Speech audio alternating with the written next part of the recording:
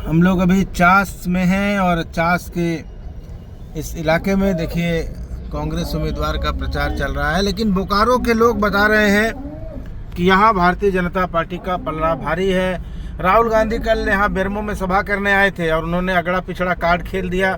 शायद वो भूल गए कि बोकारो, धनबाद और बेरमो तीनों जगह पर कांग्रेस के प्रत्याशी ऊंची जाति के हैं और ऐसा करके वे अपने ही प्रत्याशी को नुकसान पहुंचा रहे हैं।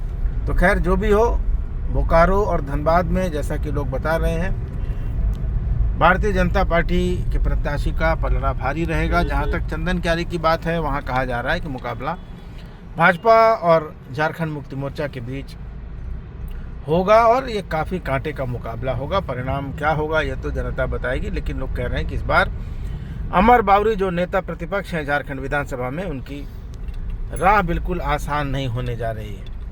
चास का ये भीड़ भरा हुआ इलाका है। देखिए हमारे साथ अक्षय झा है और हम लोग इस बार इस चुनावी यात्रा में निकले हैं, तो ये भीड़ थोड़ी छंट जाए तो हम लोग बात करें। कल से अक्षय झा यहाँ है, मैं तो कल आ रहा था लेकिन आ नहीं पाया, इन्हीं के साथ मुझे आना था। अक्षय झा को आप देख पा रहे हैं, बहुत गंभीरता से गाड़ी चला रहे हैं क्योंकि सावधानी हटेगी तो दुर्घटना घटेगी। ये घटना इनके साथ कल हो चुकी है। मेरी गाड़ी कल तमाड़ के पास हाईवे में दुर्घटनाग्रस्त हुई और अक्षय झा की गाड़ी कल बोकारो सर्किट हाउस के पास एक ऑटो से टकरा गई है। तो कल का दिन लगता है कि वाहनों के लिए शुभ नहीं था हमारे। आज उम्मीद करते हैं कि सब कुछ ठीक रहेगा।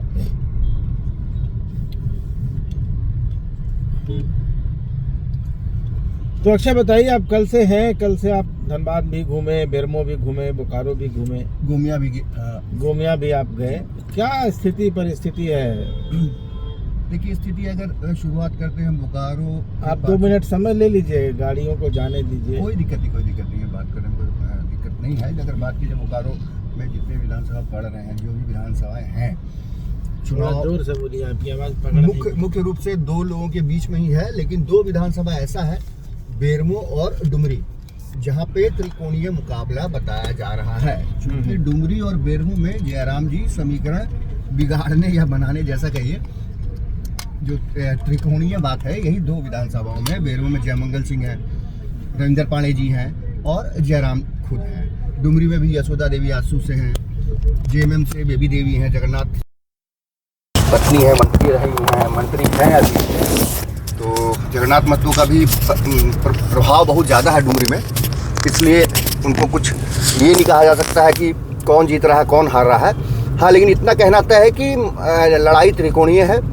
इस दोनों विधानसभा में, डुमरी और बेरमो में, कौन जीतेगा कौन हारेगा नहीं कोई बता सकता। ये बहुत ही कड़ा मुकाबला है। बात करते हैं उसके बाद चंदन क्यारी की। तो मतलब आप ये कह रहे हैं कि डुमरी और बेरमो, जहाँ दोनों जगहों पर जयराम महतो लड़ रहे हैं जी, स्थिति साफ नहीं है, यानी कोई कौन जीतेगा कौन सीट निकाल पाएगा ये अभी तक तय नहीं है जी। लेकिन एक बात जो कही जा रही है कि जयराम महतो क्योंकि यहाँ के लोकल मूलवासी, आदिवासी और कुछ हद तक मुसलमानों के वोट भी उनको मिलते दिखाई दे रहे हैं, तो इसका नुकसान सीधे तौर पर तो कांग्रेस के प्रत्याशी को होता हुआ दिख रहा है, जो विधायक हैं यहाँ के जी, या उनके पिताजी बहुत बार विधायक रहे, उनकी परंपरागत सीट मानी जाती है। जी जी। भारतीय जनता पार्टी के उम्मीदवार को क्या इसका कोई फायदा मिलेगा? बिल्कुल मिलेगा, लेकिन यहाँ पर एक चीज़ और मैं कहना चाहूँगा। जब अगर बेरमो की हम बात करते हैं तो बेरमो में जयराम को काटने के लिए कहें या जैसे भी कहें, एक लड़का है, बहुत ही कम उम्र का लड़का, पहले पत्रकार था, आज भी पत्रकार है, चुनाव लड़ रहा है, तीर्थनाथ आकाश नाम है उनका। चूँकि वहाँ के लोकल लोगों में उसकी भी पकड़ है, तो बेरमो में वो जयराम महतो को कमजोर करता दिखाई दे रहा है। अच्छा, मतलब तीर्थनाथ आकाश से जयराम महतो को समस्या होगी? हो रही है, बिल्कुल होगी, क्योंकि दोनों के बीच काफी जो वाक युद्ध कहें या सोशल मीडिया पर जो है, ये काफी अनबन भी देखने को मिली है। दोनों ने राजनीति साथ में शुरू की थी, दोनों आंदोलनकारी बताते हैं अपने आप को, दोनों भाषा आंदोलन चर्चा में है। वो तीर्थनाथ आकाश पैदल बोकारो से रांची तक का सफर भी किया था, आंदोलन का एक हिस्सा था उसका। जयराम महतो थे साथ में, लेकिन उसी वक्त जो वो लोग अलग हुए, अब आपस में उनकी क्या अदावत है ये तो नहीं कहा जा सकता, लेकिन अभी दोनों आमने सामने है। तो कहीं ना कहीं जयराम को थोड़ा सा हार्म करता हुआ तीर्थनाथ दिखाई दे रहे हैं। बाकी रह गए रविंदर पांडे जी, 5 बार के सांसद गिरिडीह लोकसभा से, यहाँ तक कि मैं ये कहना चाहूँगा कि अगर इस बार जयमंगल जीत जाते हैं और रविंदर पांडे हारेंगे तो ये पिताजी का बदला लेना भी कहा जा सकता है, क्योंकि राजेंद्र सिंह जितनी बार लोकसभा चुनाव लड़े हैं उनको हार मिली है और हराया रविंदर पांडे ने। अच्छा, ये लोकसभा की बात है। तो इस बार विधानसभा है, कहना मुश्किल है। टक्कर बोले बेरों में तो जयमंगल सिंह और रविंदर पांडे के बीच में है। बोकारो की बात करें तो बताया ही है, आपने खुद बताया कि यहाँ पे पलरा जो है बीजेपी का कहीं कहीं भारी है। श्वेता सिंह थोड़ी, दूसरा कारण ये मैं बता दूं कि पिछली बार आजसू भी अलग लड़ा था, जदयू अलग लड़ा था, बीजेपी अलग लड़ा था, तो 13,500 वोट से फिर भी जीते थे बिरेंची नारायण। इस बार सभी लोग साथ में मिलकर लड़ रहे हैं, एनडीए प्रत्याशी बिरेंची नारायण है, तो कहीं ना कहीं इसका फायदा उनको मिलता दिखाई। बोकारो में भी जयराम महतो का कोई प्रभाव है, जो खासकर जो मूलवासी वोट है, जो स्थानीय लोग? बिल्कुल बिल्कुल है, बिल्कुल। और मैं बता रहा हूँ कि प्रत्याशी का नाम क्या है, कौन है, ये बिल्कुल मैटर नहीं कर रहा है। अच्छा। वो सिर्फ जयराम और कैंची के नाम पे। आप कल मैं आ रहा था जब रांची से, जैसे ही रामगढ़ आया, रामगढ़ आने के बाद देख रहा हूँ कि कैंची के झंडे, कैंची की रैलियां, बाइक सवार, तो एक नयापन तो देखने को मिला।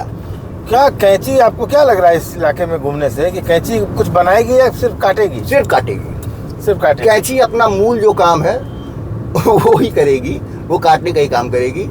बहुत बम्पर वोट लाके किसी विधानसभा से कैंची जीतने वाला नहीं है, चाहे सिल्ली हो, चाहे डुमरी हो, चाहे बेरमो।